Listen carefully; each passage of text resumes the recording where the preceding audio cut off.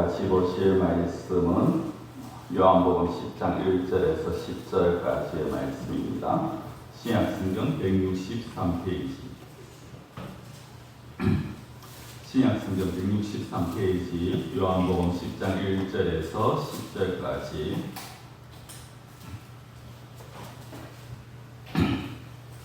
네, 여기 다 찾으신 줄 알고 한 절씩 서로 교독하도록 하겠습니다. 10장 1절부터 제가 먼저 봅니다.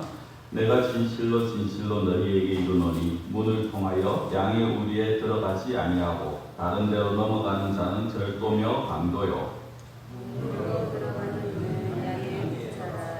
문지기는 그를 위하여 문을 열고 양은 그의 음성을 듣나니 그가 자기 양의 이름을 각각 불러 인도하여 내느니라. 자기 양을 다 내고 뒤에 앞서가면 양들이 그의 음성을 알고 따라오되 타인의 음성은 알지 못하는 거로 타인을 따르지 아니하고 오히려 도망하느니라. 예수께서 이 이유로 그들에게 말씀하시나 그들은 그가 하신 말씀이 무엇인지 알지 못하니라. 그러므로 예수께서 다시 이르시되 내가 진실로 진실로 너희에게 말하노니 나는 양의 문이라. 나보다 먼저 온 자는 다 절도요 강도니 양들이 듣지 아니하였느니라. 내가 문이니 누구든지 나로 말미암아 들어가면 구원을 받고 또는 들어가며 나오며 꼴을 얻으리라. 도둑이 오는 것은 도둑질하고 죽이고 멸망시키려는 것뿐이요 내가 온 것은 양으로 생명을 얻게 하고 더 풍성히 얻게 하려는 것이라. 아멘. 예수님 당시에 예루살렘 또 갈릴리 이쪽 지역은 굉장히 목초지로 유명한 그런 지역이기도 합니다. 그래서 당연히 많은 목자들이 자기들의 양을 이끌고 다니면서 풀을 뜯기고 물을 먹이는, 이걸 굉장히 쉽게 볼 수 있는, 흔하게 볼 수 있는 장면이었습니다. 그래서 그런 장면을 배경으로 이스라엘 백성들 예루살렘과 그 갈릴리 주변의 사람들이 너무나도 쉽게 접하는 그 모습을 가지고 지금 예수님께서 말씀을 하시는 게 이제 10장의 말씀입니다. 오늘 보면은 오늘 제가 목자의 문에 대해서 말씀을 드릴 거고요. 그 다음 주일에는 이제 목자가 되신 예수님, 그리고 그 다음 주에는 영생에 대해서 그렇게 이제 말씀을 하는데 하나같이 10장의 내용들이 이런 배경을 가지고 있습니다. 당시의 목자들은요, 하루 종일 이제 양을 끌고 다니면서 좋은 목초지에서 풀을 먹입니다. 그리고 해가 기울어지면 당연히 양을 양우리에 넣어야겠죠.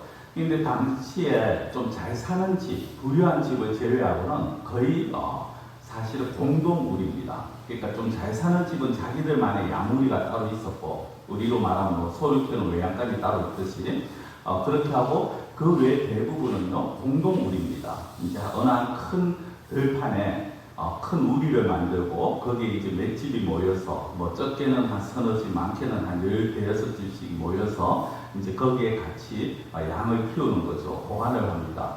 저녁이 되어서 목자들이 이제 양 우리에 딱 집어넣을 때 되면은 그 옆에 문지기가 있습니다. 그래서 문지기와 목자가 양이 몇 마리, 자기 양이 몇 마리 들어가는가 확인을 하고 이제 그 같이 확인을 하고요. 그렇게 모든 양이 다 들어가고 나면은 목자는 자기 숙소에 가고 그 옆에 이제 문지기가 2명이서 그 양 우리를 지키는, 그것이 이제 그 당시에 보통 풍습이었습니다. 그렇게 아침 이제 밤이 지나고 아침이 되면 목자가 이제 가겠죠. 가서 그 문지기에게 목자 확인을 받고 그다음 들어갑니다. 들어가서 자기 양을 끄집어내야 되는데 한번 생각을 해보십시오. 한두 마리도 아니고 수십 마리, 많게는 수백 마리의 양들이 있습니다. 거기서 어느 게 내 양인지 일일이 찾아낸다는 건 굉장히 힘든 일입니다. 근데 이 목자들마다 자기들이 내는 특유의 소리가 있습니다. 그래서 그 소리를 통해서 어떤 휘파람이나 어떤 악기나 이런 것들을 통해서 그 소리를 내게 되면은 흩어져 있는 양들이 그 목자 앞으로 나옵니다. 그러면 목자는 이제 그 소리를 계속 내면서 양들을 데리고 그렇게 나가는 거죠. 그게 오늘 4절에 있는 자기 양을 다 내놓은 후에 앞서가면 양들이 그 음성을 아는 거라고 하죠. 3절 4절에 바로 그런 의미입니다. 이 자기 목자, 자기들의 주인이 되는 자기들의 이끄는 목자의 소리를 이들이 알아채는 거죠. 그렇게 해서 이제 나가게 되고, 그럼 또 목자가 하루 종일 이 양들을 끌고 다니면서 물을 먹이고 풀을 뜯기는 그런 배경으로 오늘 말씀이 시작이 되었습니다. 근데 오늘 이 말씀을 하고 난 이후에 사실 예수님께서 비유로 말씀하시는데 오늘 6절에 있는 것처럼 이 무리들이 예수님의 이 비유의 의미를 알지를 못합니다. 그래서 예수님께서 크게 두 가지 오늘 그리고 다음 주 어떻게 말씀하시느냐면 내가 무엇이다. 전에도 한번 말씀드렸지만 헬라어로 에고 에미 나는 뭐뭇이다 라는 그 수법을 사용하시는데 그 중에 하나는 뭐냐면 7절에 있는 것처럼 나는 양의 문이다 라고 그렇게 말씀을 하십니다. 그러면은 오늘 왜 예수님께서 자신의 양의 문이라고 말씀을 하셨느냐, 단순히 우리가 양의 문, 예수님은 우리의 문이다 이 정도가 아니라 왜 예수님이 문이 되시느냐 이 얘기 달리 말씀드리면요, 마지막에 다시 말씀 정리하겠습니다만은 그 문이 되지 않는 문이 아닌 다른 존재로 우리를 이끄는 존재나 아니면 문이 아닌 다른 길로 우리가 출입을 하거나 이거는 불가능하다는 거죠. 그래서 예수님이 양의 문이다라는 이 의미를 우리가 제대로 알아야지 우리가 어떻게 살아가야 되는지, 우리가 어떻게 해야 구원을 얻고 어떻게 해야지 우리가 양으로서 풍성하게 살 수 있는지 그거를 우리가 오늘 같이 볼 수가 있다라는 것입니다. 자, 첫 번째로 예수님이 왜 양의 문이냐? 첫째는요, 예수님이 생명을 주는 구원자이시다라는 것입니다. 자, 본문 9절을 보면 이렇게 나옵니다. 내가 문이니 누구든지 나로 말미암아 들어가면 구원을 받고, 누구든지 나로 말미암아 들어가면 구원을 받고, 예수님이 양의 문이시기 때문에 예수님을 통해서 들어가기만 하면 구원이 얻어진다는 거죠. 이걸 10절에는 이렇게 또 표현을 합니다. 도둑이 오는 것은 도둑질하고 죽이고 멸망시키려는 것뿐이요 내가 온 것은 양으로 생명을 얻게 하고, 내가 온 것은 즉 예수님이 오신 것은 양으로 생명을 얻게 한다. 9절에서는 구원을 받는다. 10절에서는 생명을 얻게 한다. 결국 어떤 의미? 같다라는 겁니다. 구원을 받는 거나 생명을 얻는 거나 같다라는 거죠. 즉 예수님께서 우리들에게 오신 이유가 뭐냐? 우리들을 구원하시고 우리들에게 생명을 주시기 위해서다라는 겁니다. 이 생명은 어떤 생명이냐? 잘 아시다시피 이 생명은 육체의 생명이 아니라는 거죠. 이 생명은 영혼의 생명이고 영원한 생명, 우리가 흔히 말하는 영생을 말을 하는 것입니다. 이 세상에 사는 사람들은 사실 모두 죽은 자들이죠. 잘 아셔야 되는 게 죽을 자들이 아닙니다. 여러분들 죽을 자라는 건 우리의 육체를 두고 우리는 앞으로 언젠가 죽겠지라고 말합니다. 그러나 기독교에서 말할 때 우리의 생명은 영혼과 연결을 시켜야 돼요. 우리의 영혼은 원래 어떤 존재였느냐? 죽은 자라는 겁니다. 이게 성경에서 말씀을 하고 있는 거예요. 내가 지금 멀쩡하게 살아있지 않느냐, 내가 이렇게 호흡하고 있지 않느냐, 무슨 헛소리냐 라고 생각을 하실 수도 있겠습니다만 영적인 죽음은 우리가 사실 부인할 수가 없는 겁니다.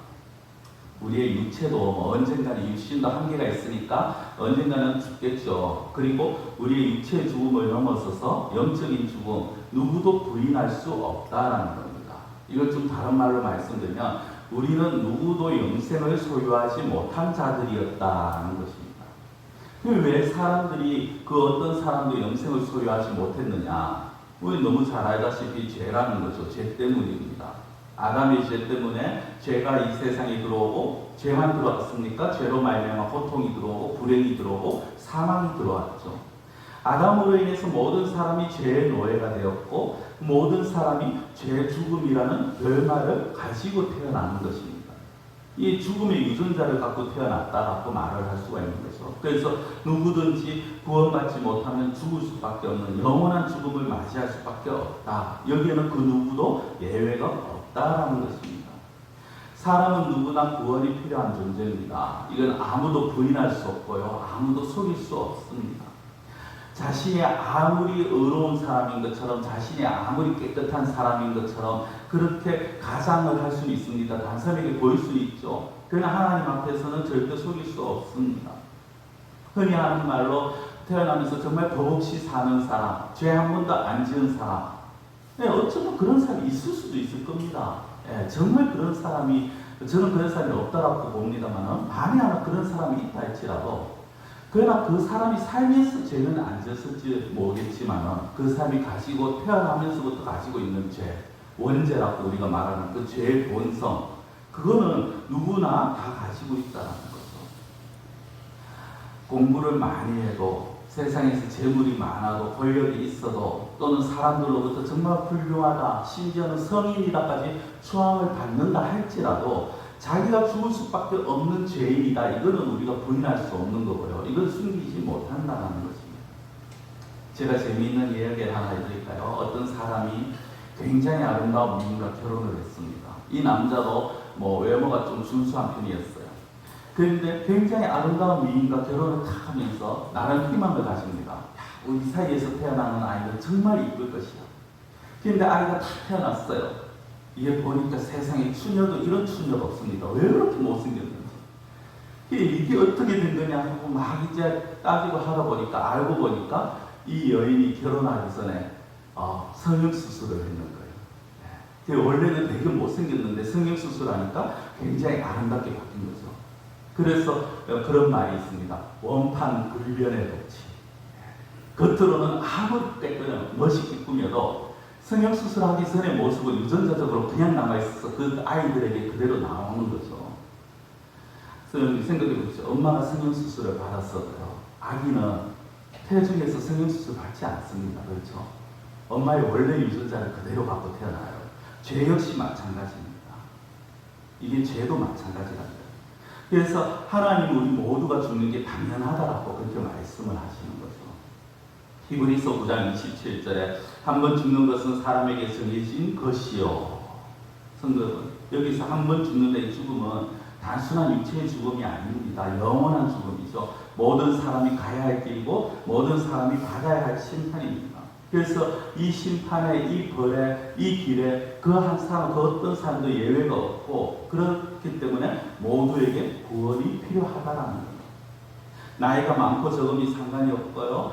많이 배우고 적게 배우고가 상관이 없습니다. 재물, 권력 아무 의미 없습니다. 중요한 것은 모든 사람에게 있어서 구원이 필요하다라는 겁니다. 그러면 어떻게 구원을 얻을 수 있느냐? 여러분, 어떻게 구원을 얻을 수 있습니까? 이걸 모르니까 많은 사람들이 자기의 노력과 자기의 수고로 뭔가 할 수 있다고 생각을 하죠. 그래서 세상의 사람들이 어떻게 합니까? 자신의 힘으로 뭔가를 하려고 합니다. 자신의 힘으로 죄에서 죽음에서 지옥 형벌에서 구원을 받을 수 있다고 그런 착각을 합니다. 내가 노력해서 내가 성공하면 영원한 생명을 얻을 수 있다고 착각을 합니다. 아니요, 절대 불가능이죠. 이 세상의 그 무엇으로도 우리가 영생을 얻지 못한다는 겁니다. 왜? 이미 우리는 죽은 존재입니다. 에베소서에 있는 말씀처럼 이미 우리는 죄와 허물로 죽은 자들이라는 겁니다. 좀 기분 나쁘지만은 엄격하게 엄밀히 말하면 이미 사람들은 어떤 존재냐? 시체라는 거예요. 영적인 시체. 여러분들 시체가 뭘 할 수 있겠습니까? 저도 보았습니다만 시체는요 아무것도 할 수 없어요. 자기 힘으로 아무것도 못합니다. 그렇죠? 자기가 스스로 몸부림을 칠 수도 없고요. 자기 힘으로 살아날 수도 없어요. 이 시체에게서 기대할 수 있는 건 아무것도 없죠. 이 마찬가지라는 겁니다. 이 세상의 모든 사람들은 영적인 시체였다라는 거예요. 자기 힘으로 도저히 영생을 얻을 수 있는, 자기 힘으로 구원을 얻을 수 있는 사람이 없다라는 거죠. 근데 그러면 어떻게 구원을 얻느냐? 구원을 주실 수 있는 분을 만나야죠. 여러분, 병이 들었습니다. 그럼 그 병을 고쳐야겠죠? 병을 고치려면 어떻게 해야 됩니까? 의사를 만나야 됩니다. 그렇죠? 내가 의사를 만나지 않고 병을 고친다, 이건 말이 안 되는 거예요. 마찬가지입니다. 우리가 구원을 얻으려면 어떻게 해야 됩니까? 구원을 주실 수 있는 분을 만나야 돼요. 그 구원을 주실 수 있는 분이 누구냐? 예수 그리스도라는 겁니다. 구원의 문이 되시는 예수님을 만나서 그 문으로 들어가는 자만이 구원을 얻을 수 있다는 거예요. 그래서 예수님께서 내가 문이다라고 말씀할 때는 나를 통해서 우리에 들어가는 자들만이, 나를 통해서 들어가는 자들만이 구원을 얻을 수 있다는 거고. 그래서 예수님을 통해서 문으로 들어간다는 게 결국 뭡니까? 예수님이 생명을 주실 수 있는 유일한 분임을 믿는다는 거예요. 쉽게 말씀드리면 예수님이 나의 구원자가 되십니다. 예수님이 나에게 생명을 주신 분이시다. 이것을 믿는 것, 이게 바로 문으로 들어간다는 것. 성도는 예수님만이 구원의 문이 되십니다. 오늘 본문에서 예수님이 내가 양의 문이다라고 말씀하시는 것은 양이 들어가야 할 유일한 문. 성도는 언젠가 제가 기회가 되면은 좀 사진을 구하겠습니다만 제대로 된 사진을 제가 못 찾아서 떼어드리지 못하는데 우리가 보면요 문이 몇 개 있지 않습니다. 여러 개 있는 게 아닙니다. 하나입니다. 오직 하나의 문입니다. 그래서 그 문을 통해서만 들어갈 수 있고요. 그 문을 통해서만 나올 수 있습니다. 예수님이 내가 양의 문이다라고 말씀을 하시는 건 이런 배경을 가지고 말씀합니다. 너희들이 잘 아는 우리를 생각해봐라. 문이 하나뿐이지 그 문에 들어가야지 그 문 밖에 들어갈 길이 없지. 그러니까 너희들 나를 통해서만 나를 믿을 때만 너희들이 구원을 얻는다. 이걸 지금 말씀을 하시는 거예요. 자, 이제 두 번째 예수님이 양의 문이라고 하시는 두 번째 이유는요. 방금 말씀드린 것처럼 예수님만이 유일한 세상의 구원자시다. 첫 번째 이유는 예수님이 생명을 주실 수 있는 자라는 거고 두 번째 이유는요. 그 생명을 주시는 이가 여럿이 있는 게 아니라 유일한 오직 한 분이라는 거예요. 그리고 그 한 분이 예수님이라는 거예요. 제가 앞서 말씀드리면서 그런 말씀을 드렸습니다. 예수님만이 라고 말씀을 드렸어요. 만, 누구만, 뭐뭐만. 이게 무슨 뜻입니까? 그거 외에는 다른 길이 없다. 다른 방법이 없다라는 거예요. 그렇죠. 이 방법만 할 때는 그 방법 외에는 다른 게 없다라는 거죠. 예수님만이 방법이라는 겁니다. 예수님만이 유일한 구원자라는 거예요. 구원 얻을 다른 분이 없다라는 겁니다. 만일 누군가가 그 양의 우리에 들어갈 때 그 문에 들어가지 아니하고 담을 넘으면 어떻게 됩니까? 오늘 말씀에 보면 절도고 강도다라고 그렇게 말을 합니다. 훔치는 자라는 거죠. 그렇죠? 그 사람은 목자가 아닌 거예요. 양의 문은 오직 하나입니다. 누구라도 그 문으로만 출입을 해야 되는 거고요. 설령 목자라 할지라도 내가 목자니까 내가 마음대로 들어가지 양우리를 뛰어넘어서 들어가지 그렇게 못해요. 그 문으로만 들어가야 됩니다. 그 문으로 들어가지 못하면 그 문지기들이 제한을 해요. 제재를 가합니다. 이 양은 두말할 거 없죠. 목자가 그 문으로 들어가는데 어떻게 양이 다른 데로 나옵니까? 그 문 말고는 우리에 들어갈 수 없다는 거예요. 그래서 요한복음 14장 6절에 이렇게 말씀을 합니다. 예수께서 이르시되 내가 길이요 진리요 생명이니 나로 말미암지 않고는 아버지께로 올 자가 없느니라. 여러분들 나로 말미암지 않고는 아버지께로 올 자가 없느니라. 예수님을 아니고는 하나님께 나갈 자가 없다라는 거예요. 예수님이 아니면은 하나님 앞에 설 수 있는 자가 없다라는 거예요.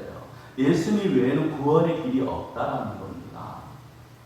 성도 우리 교회는 그런 분들이 안 계시리라고 믿습니다만은 교회 안에 예배를 드리고 교회 안에 있으면서 모든 사람이 다 구원을 받았다라고 말하느냐? 대부분의 목사님들은 아니라고 말을 합니다. 예배 자리에 있지만 그 가운데 정말 예수님이 나의 구원자이시고 예수님만이 나의 구원자이시다. 예수님만이 나를 살릴 수 있는 분이라고 고백하는 자만이 아버지께 하나님께 예배를 드릴 수 있다는 거예요. 여러분들은 우리 자신을 돌이켜 보셔야 돼요. 여러분들은 이 사실을 얼마나 고백하고 계십니까? 아니 진실되게 고백을 하고 계시느냐? 고백할 수 있느냐는 거예요.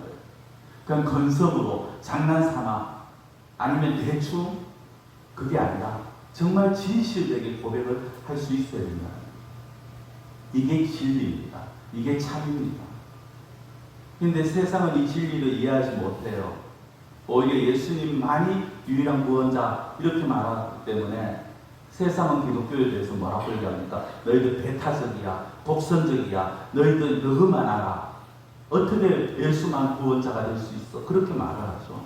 그러면서 등장한 것이 종교다원주의 아닙니까? WCC. 이 종교에도 구원이 있고 저 종교에도 구원이 있고 이 신을 믿어도 구원받을 수 있고 저 신을 믿어도 천당 갈 수 있고 극락 갈 수 있어. 어느 신이나 다 똑같아. 모양만 다를 뿐이야. 그러니까 자기가 믿는 종교에서 자기가 최선을 다하면 돼. 이게 종교다원주의죠. 이게 교회 안에도 우리 교단 우리 교회는 아닙니다만은 한국 교회 안에도 이런 흐름이 들어오고 있어요. 왜 꼭 교회를 가야지만 돼? 왜 꼭 예수님 믿어야지만 돼? 조상을 믿어도 되고 부처를 믿어도 되고 다른 신을 믿어도 되지. 왜? 라는 질문을 합니다. 이 질문들이 요 젊은 세대에 타고 들어가가지고 젊은 세대들이 왜 꼭 교회만 가야 되느냐? 그렇게 질문을 하잖아요. 여러분들 일반 사람들은 세상 사람들은 종교다우주의 어느 종교에나 구원이 있다. 어느 종교에나 신이 있다. 이걸 굉장히 좋아합니다. 왜냐하면 그렇게 하면서 자기들이 자유를 누릴 수 있거든요. 어떻게 자유 아닌 자유죠. 참된 자유가 아닌 그냥 자기들이 생각한 자유를 누리는 거죠. 그런데 기독교는 예수님뿐이다. 예수님만이 구원자다 하니까 사람들이 기독교를 싫어하죠. 배척하죠. 독선적이라고 말합니다. 여러분들 우리가 다른 종교를 믿는 사람들, 하나님을 안 믿는 자들, 그들을 사랑해야 돼요. 그 영혼을 사랑해야 됩니다. 그래서 그 영혼을 불쌍히 여기고 그 영혼을 사랑해야 돼요. 그러나 그들을 사랑한다는 것이 그들이 믿는 종교를 인정한다 이렇게 가서는 안 된다는 거예요. 불교의 심취한 그 흔히 말하는 불자들을 우리는 그들을 사랑해야 돼요. 그 영혼도 불쌍히 여기고 그들의 영혼을 사랑해야 됩니다. 그러나 그렇다고 해서 그래 불교에도 구원이 있어 이렇게 우리가 인정해 주면 안 된다는 거예요. 저도 다른 종교에 굉장히 존경받을 만한 지도자들을 이제 보면서 저런 분들은 정말 인간적으로 굉장히 존경할 만하다라고 생각하는 분들이 있어요. 그러나 그분들을 존경한다고 해서 그분들이 믿는 그 종교를 인정한다 그렇게 볼 수는 없는 거예요. 이 세상의 구원자는 오직 예수님 뿐이십니다. 여러분들 이거를 절대 놓치시면 안 돼요. 제가 연애할 때 제 아내에게 이제 용돈을 모아 큰맘 먹고 목걸이를 선물을 다 해준 적이 있었어요. 물론 진짜는 아니고 그 목걸이인데 진짜는 아니고 도금을 했나.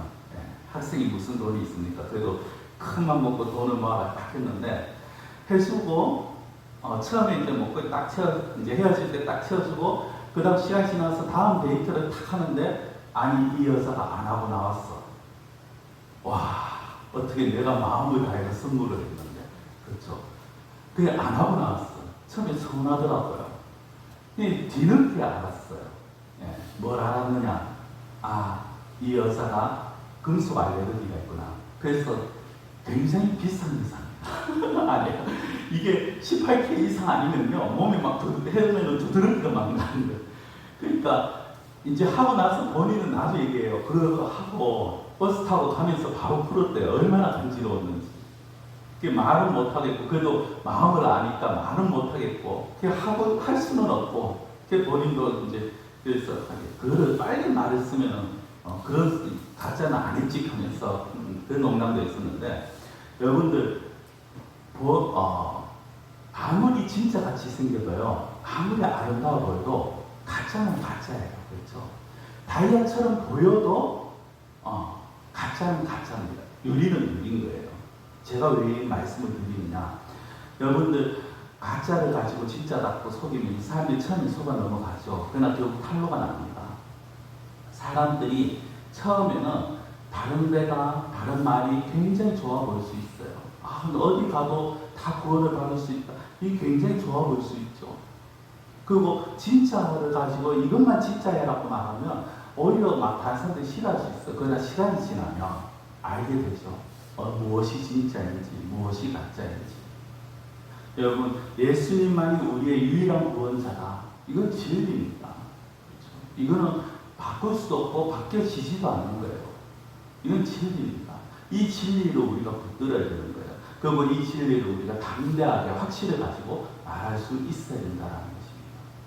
자, 세 번째 예수님이 양의 문이라고 하신 이유가 뭐냐? 세 번째는요. 예수님만이 우리에게 풍성한 생명을 주신다라는 거예요. 풍성한 생명을. 자, 9절 말씀을 다시 보면 마지막 뒤에 이렇게 나옵니다. 들어가며 나오며 꼴을 얻으리라. 꼴을 얻는다는 게 뭡니까? 먹이를 먹는다는 거예요. 요즘은 이제 지금 가축 키우면 사료를 주잖아요. 들어가며 나오며 사료를 먹는다. 자, 양의 우리에 들어가니까 자기 전에 목자들이 먹으라고 건초를 쫙 풀어줍니다. 아침이 되니까 이제 양의 문에서 우리에서 탁 데리고 나가지고 또 그 드넓은 목초지로 또 데리고 가서 마음껏 풀을 먹게 해요. 이걸 말하는 거죠. 예수님을 만나고 예수님을 믿는 자가 구원을 얻고 꼴을 얻는다는 거예요. 그럼 그 꼴을 주는 이유가 뭡니까? 가축들에게 양에게 꼴을 주는 이유가 뭐죠?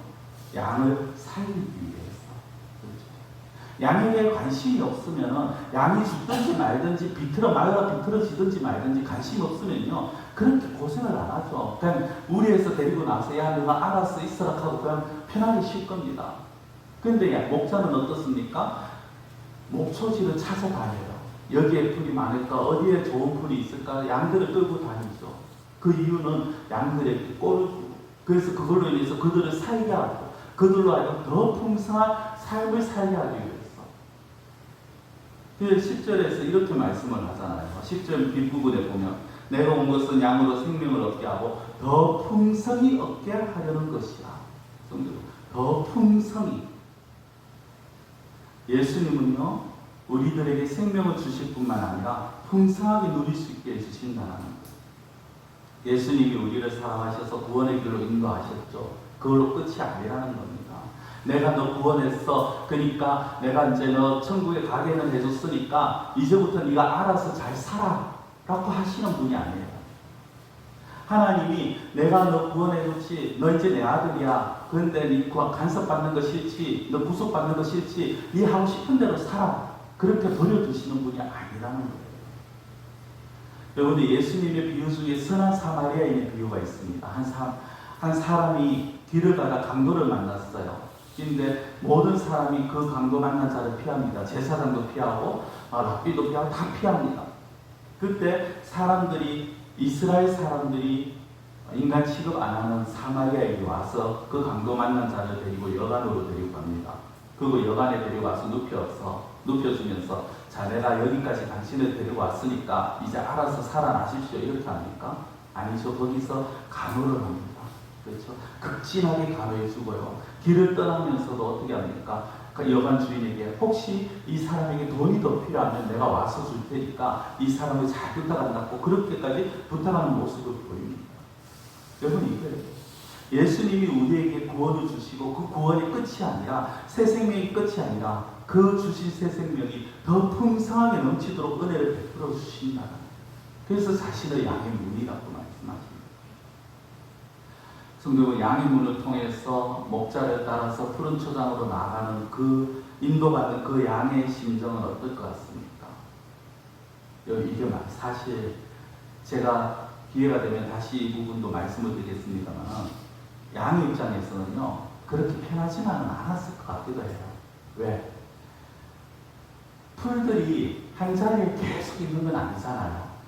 어느 자리에 풀이 있으면 양들이 와서 그 풀을 다 먹어버리면 또 옮겨야 돼요. 그렇죠?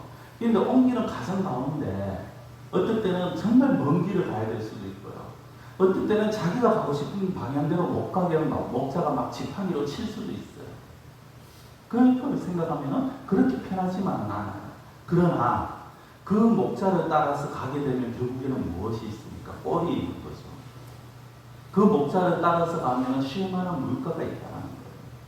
그래서 다윗이 시편 23편에서 어떻게 얘기하면 자신을 양으로 표현하고 하나님을 목자로 표현하면서 목자 대신 하나님께서 자신을 푸른 초장에 누이시고 쉴만한 물가로 인도하신다 고백을 하는 거예요. 그 중간중간에는 비록 힘든 시간이 있어요. 중간중간에는 고통과 괴로움의 시간도 있어요. 자기 마음대로 하지 못하는 시간들도 있었어요. 그러나 결국엔 뭐였죠? 하나님이 목자로서 나를 너무 잘 인도하십니다. 나를 정말 푸른 풀과 쉴만한 물가로 하나님께서 나를 인도해 주시더라. 그 고백을 할 수밖에 없더라. 간혹 이 풍성이 얻게 한다라는 이 말씀을 오해하시는 분들이 있어요. 풍성이 얻게 한다. 이거를요, 어떤 분들이 이렇게 오해합니다. 그러면은 하나님은 내가 원하는 대로, 내가 정말 이 땅에서 살면서 마음껏 모든 걸 마음껏 누릴 수 있게 내가 원하는 대로 해주신다는 거네? 오해하시는 분들이 계세요. 그래서 전에 말씀드렸는지 모르겠습니다만 우스갯소리로 어떤 분이 그런 말씀을 하시죠. 야, 모든 걸 풍성히 얻게 하시는 하나님, 내가 원하는 걸 다 들어주신다. 그러면 오늘 복권을 하나 탁 사지. 하나님, 이 복권이 1등이 되기를 원합니다. 간절히요. 하나님께서 풍성히 얻게 해주신다고 하셨으니까 이 복권 통해서 나 물질이 풍성하게 해주십시오. 이걸 말하는 건 아니잖아요. 그렇잖아요. 우리가 그 정도는 아니지 않습니까? 성도 교회를 다닌다고 하면서 예수님을 믿는다고 하면 그렇다고 모든 게 다 만사형통? 그건 우리가 아니지 않습니까? 물론 만사형통은 돼요. 근데 세상 사람들이 말하는 만사형통, 우리가 흔히 생각하는 그 만사형통, 모든 일이 내가 원하는 대로 다 이루어지는 만사형통, 그건 신앙의 모습이 아니라는 거죠. 여기서 더 풍성히 얻게 하신다는 게 뭡니까?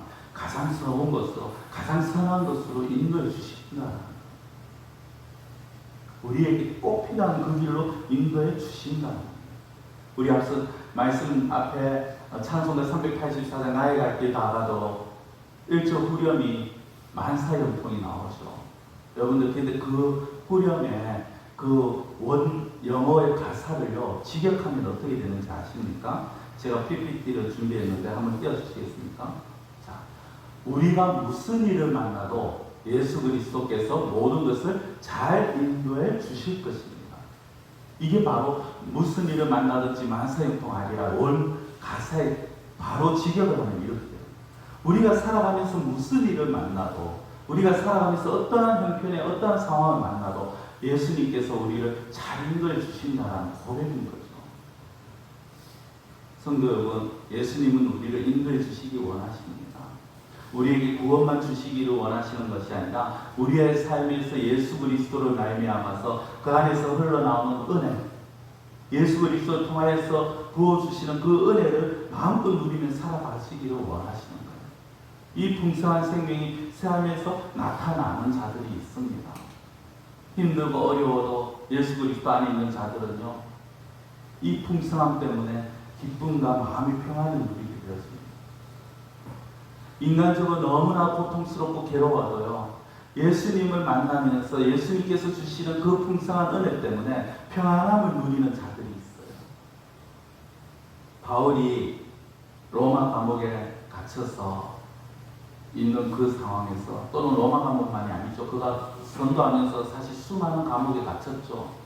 그 감옥에 갇힐 때마다 바울이 원망과 불평의 기도를 드리지 않습니다. 늘 바울은 그 가운데에서도 감사를 드렸고요, 찬양을 드렸어요. 왜? 그 풍성한 생명, 예수님을 통해서 나오는 그 풍성한 생명 때문에 자기가 감옥의 그 차디찬 바닥에 있었면서도 그는 감사할 수밖에 없었는 거예요.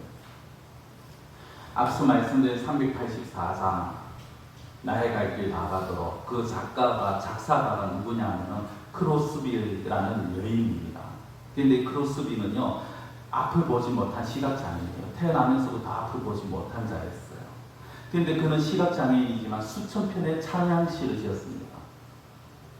이 찬송가를 보면요, 이 안에 크로스비가 지어놓은 찬양시 너무 많아요. 그 가사들이. 어떻게 그럴 수 있죠?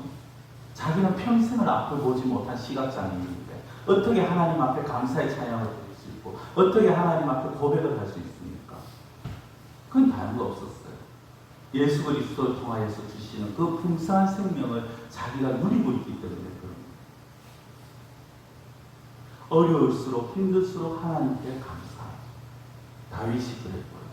성경을 보면 우리가 말하는 그 믿음의 사람들, 어려움과 힘든 상황 속에서도 그들이 하나님을 부인하지 아니하고 하나님 앞에 감사하고 하나님 앞에 엎드릴 수 있었는 것은 그 예수님이, 하나님이 풍성한 생명을 주시는 분임을 믿었기 때문에 그것이 가능한 거죠. 성도 여러분, 말씀을 믿겠습니다. 예수님이 무엇이라고 말씀합니까? 나는 양의 문이라. 나는 양의 문이라. 양의 문이라는 것은요, 첫째로 예수님이 생명을 주시는 구원자이시다. 죽음에서 사망에서 건져주시는 분이 바로 예수님. 그리고 그 예수님 외에는 다른 구원자가 없다는 거죠. 예수님만이 유일한 구원자이십니다. 그래서 이 세상에 수많은 종교가 많고 이 세상에 수많은 신들이 많지만 구원으로 들어갈 수 있는 분은 오직 하나 예수 그리스도밖에 없다는 거예요. 그리고 세 번째 마지막에 뭡니까? 예수님을 통해서 풍성한 생명을 얻게 해주신다는 거죠. 단순히 나 교회 다녀, 나 예수님 믿어가 아니라 예수님을 따라서 예수님과 동행하면서 그렇게 살아가는 자들이 그 삶에서 풍성한 삶을 살게 되어진다 하는 것입니다. 오늘 우리에게 생명을 주시는 유일한 구원자 되시고 우리에게 풍성한 생명을 주시기 원하시는 이 예수님, 우리의 문이 되시는 예수님, 이 예수님을 굳게 붙드시고 날마다 예수 그리스도 안에서 풍성한 삶을 누리시는 그런 우리 성도님들이 되시기를 축원합니다. 기도드리겠습니다. 사랑의 하나님 아버지,